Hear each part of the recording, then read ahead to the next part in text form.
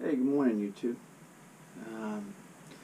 Figured I'd make a video on my little journey to Acadia Park a couple days ago. I got to keep an eye on the time so I don't make this too long so I can upload it, but that's perfect. So, anyways, how was it? It was beautiful. It was stunning. The drive there was, pretty cool. I enjoy driving. Anybody that really knows me knows that I love to take long trips and stuff. So motorcycle, car, doesn't matter. But it didn't take very long to get here from here. Summertime, I probably wouldn't advise it so much unless you're planning on having a long, long drive and a lot of traffic. Because the way the roads are set up down there, I'm sure there's bottlenecks all over the place. So when I got there, I was kind of stunned by the beauty of the place. Even at this time of the year, it was just kind of incredible looking. The ridge lines, the landscape.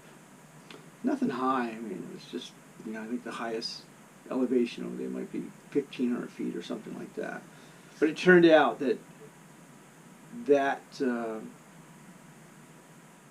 spot that has the highest elevation is kind of like, I guess, Mount Washington. So I think some of the hardcore hikers, trekkers, people that want to do stuff may not hike there as much as they do the other areas in the park because you can drive to the highest point.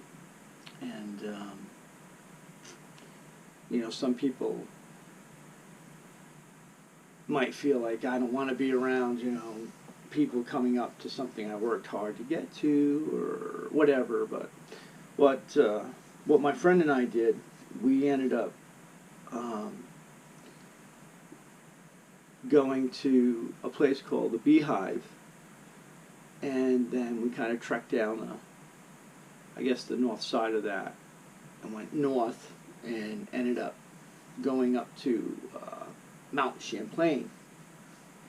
It's nothing hard. I mean, I'm not even like hardcore training and doing anything, so I didn't feel like it wasn't a butt kicker or anything like that. There's one trail, and I forget, maybe going up to the Beehive. There's some places there, and I've always believed for myself that I worked high-rise construction back in the 80s when I was living in D.C. One of the first jobs I got was working on the largest stone project. I got picked up as a laborer. I basically walked in, asked for a job. I had some military boots on, and this guy just happened to look at me and said, "Hey, are you an ex-military guy?" And I said, "Yes." And he says, "I'll see you Monday morning." And that was it. That's how I got the job. So it was union wages, and eventually I had to join the union.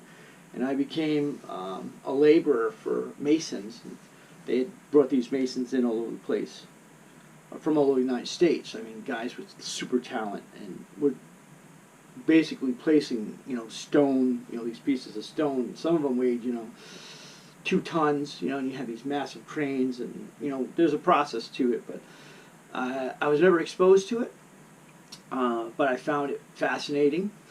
But the one thing that I had to get used to was being on the side of scaffolding at different heights. So, of course, when I got the job, they were in the process of, already, halfway through the project. So I went from, like, always being at ground zero to, bring this there, right? And, you had to kind of get used to like working, and even though you might have had a safety line on or something like that, it was still, you're not accustomed to working at height. And then, the really bad days were initially when we'd have these boxes, these buckets of clamps, and they would have to be fit right on the spot. So my job was to carry these heavy ass buckets of clamps.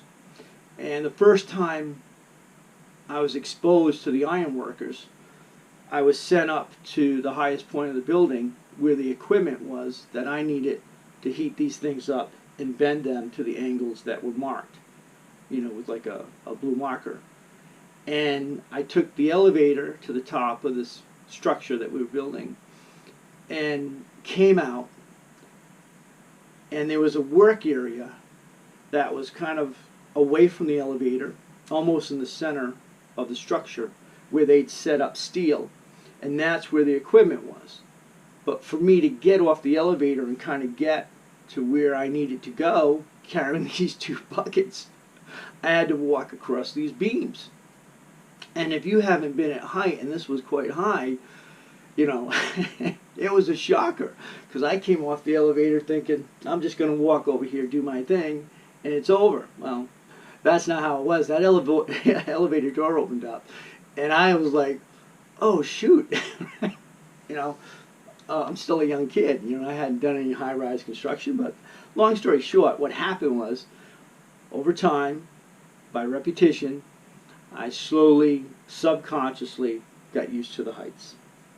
So getting back to this initial part of the climb, we start off and we go, and my partner basically was leading, and she picked a route that, of course, she made a slight mistake. The directional, the sign that was pointing to different routes, the one that we wanted was basically blocked by a stone, and kind of thinking I was following her and I wasn't paying much attention, but it just looked like, okay, we're going this route. It had been a while since she'd been there anyways, but we took off up this route, and I have to be honest, as I was going up, I was like, wow, this is, any fall here, you could possibly break something or, kill yourself, you bang your head. And I still have my right shoulder is strong,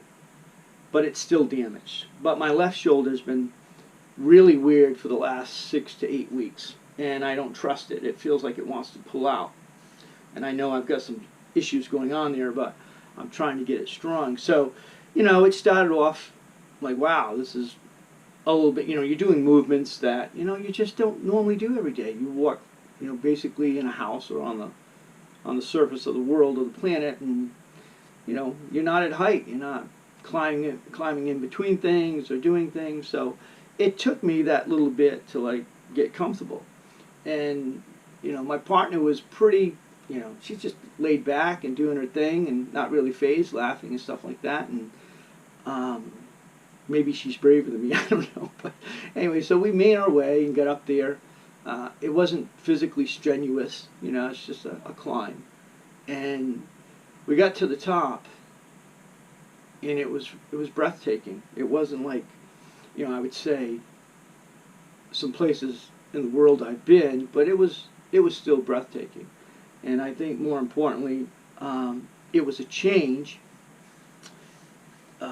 considering, I've been in Rhode Island doing what I typically do in Rhode Island, so it was definitely like getting out there and doing something that I just haven't done in a while.